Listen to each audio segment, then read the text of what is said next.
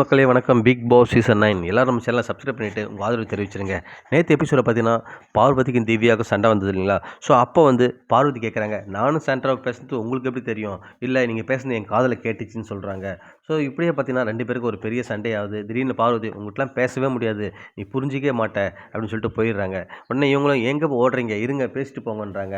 உங்கள்கிட்ட என்னால் பேச முடியாது, நீ இப்படி போ நான் இப்படி போகிறேன்னு சொல்லிட்டு பார்வதி போயிடுறாங்க.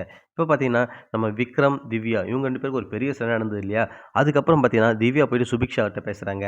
நான் விக்ரம் மேலே ரொம்ப மரியாதை வச்சுருக்கேன், அவர் எனக்கு பிடிக்கும், ஆனால் ஏன் அவர் இப்படி பண்ணுறாரு, என்னென்னா டார்கெட் பண்ணுற மாதிரி இருக்குது, சொல்ல வரதை புரிஞ்சிக்க மாட்டேறாரு.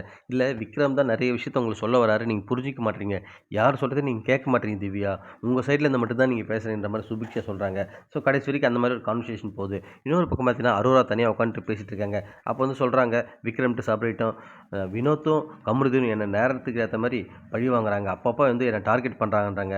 அவங்க 2 பேர் கேரக்டர் அப்படி தான், நீங்கள் 2 பேர்ட்டு நீ தான் ஓடி ஓடி பேசிகிட்டு இருக்க கமருதீன்ட்டு வினோத்திட்டையும், இனிமேல் 2 பேர்ட்டையும் பேசிக்காத, என்னன்னா என்ன எது இருந்தாலும் வெளில போய் பார்த்துக்கோ, பட் இங்கே உங்கள் கேமை விளையாடுன்ற மாதிரி அரோராவுக்கு சில பல இன்புட்ஸை கொடுத்து அவங்க வன்மத்தை இந்த வழியில் கக்க ஆரம்பிச்சிட்டாங்க.